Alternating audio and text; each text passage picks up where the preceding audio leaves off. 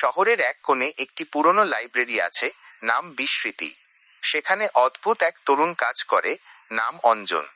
অঞ্জন খুব শান্ত প্রকৃতির, কিন্তু তার একটা অদ্ভুত ক্ষমতা আছে। সে মানুষের গলার স্বর শুনে বলে দিতে পারে সেই মানুষটি মিথ্যা বলছে নাকি সত্যি। একদিন বৃষ্টির সন্ধ্যায় লাইব্রেরিতে এক ভদ্রলোক এলেন। নাম সুলেমান সাহেব। তিনি খুব অস্থির। তার হাতে একটা পুরনো চামড়ার ডায়েরি। তিনি অঞ্জনকে বললেন, এই ডায়েরিটা আমি 1 সপ্তাহ আগে আমার পড়ার টেবিলে পেয়েছি, কিন্তু সমস্যা হলো এই ডায়েরিটা আমার নয়, অথচ এর ভেতরের হাতে লেখা হুবহু আমার। অঞ্জন ডায়েরিটা হাতে নিল। ডায়েরির পাতায় পাতায় অদ্ভুত সব ঘটনার বর্ণনা। আগামীকালের তারিখ দিয়ে লেখা আছে, আজ বিকেলে পার্কে আমার সাথে এক নীল শাড়ি পরা মহিলার দেখা হবে। তিনি আমাকে একটি খাম দেবেন, যাতে লেখা থাকবে আমার মৃত্যুর তারিখ। সুলেমান সাহেব কাঁপা কাঁপা গলায় বললেন, আমি কাল পার্কে যাইনি। ভয়ে ঘরে বসেছিলাম। কিন্তু আজ সকালে দেখি ডায়েরিতে পরবর্তী পাতা লেখা হয়ে গেছে, গতকাল নীল শাড়ি পরা মহিলাটি পার্কে অনেকক্ষণ অপেক্ষা করে ফিরে গেছেন। তিনি ক্ষুব্ধ। অঞ্জন শান্ত চোখে ভদ্রলোকের দিকে তাকাল। সে সুলেমান সাহেবের গলার স্বরে কোনো মিথ্যার আভাস পেল না। অঞ্জন বলল, আপনি কি ঘুমের মধ্যে হাঁটার সমন্যাম্বুলিজম রোগী? সুলেমান সাহেব মাথা নাড়লেন, না, কখনোই না। অঞ্জন রহস্য সমাধানে নামল। সে সুলেমান সাহেবের বাড়িতে গেল। লক্ষ্য করল, সুলেমান সাহেব খুব একাকী থাকেন। তার বিশাল বাড়িতে তিনি ছাড়া আর কেউ নেই। অঞ্জন বাড়ির প্রতিটি কোণ পরীক্ষা করল। পড়ার টেবিলের নিচে সে খুব সূক্ষ্ম কিছু কালির ফোঁটা দেখতে পেল। সে রাতে অঞ্জন সুলেমান সাহেবের বাড়ির বাগানে লুকিয়ে রইল। রাত 3টে। হঠাৎ সুলেমান সাহেবের ঘরের আলো জ্বলে উঠল। অঞ্জন জানালা দিয়ে উঁকি দিল।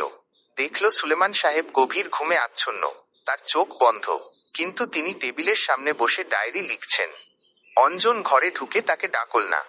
সে দেখল সুলেমান সাহেব লিখছেন, অঞ্জন নামের ছেলেটি আজ রাতে আমার বাগানে লুকিয়ে আছে। সে ভাবছে আমি পাগল। অঞ্জন চমকে উঠল। পরদিন সকালে সে সুলেমান সাহেবকে সব খুলে বলল, কিন্তু আসল রহস্যটা অন্য জায়গায়। অঞ্জন সুলেমান সাহেবকে জিজ্ঞাসা করল, আপনার বাবা বা দাদাদের কি এমন কোনো অভ্যাস ছিল? সুলেমান সাহেব ম্লান হাসলেন।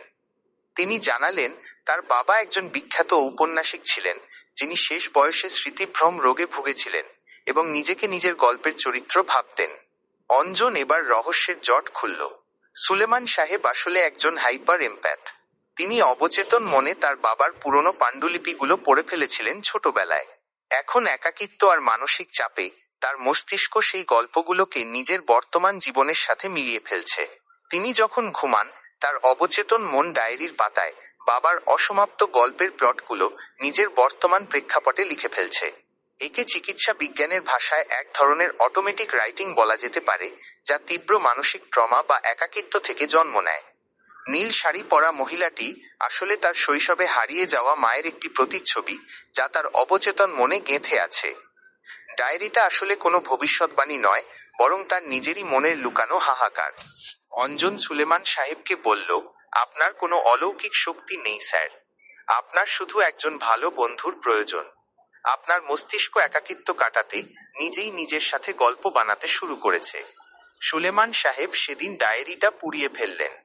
রহস্যের সমাধান হলো ঠিকই, কিন্তু অঞ্জনের মনে একটা প্রশ্ন রয়ে গেল, সুলেমান সাহেব ঘুমানোর সময় ডায়েরিতে অঞ্জনের উপস্থিতির কথা জানলেন কিভাবে?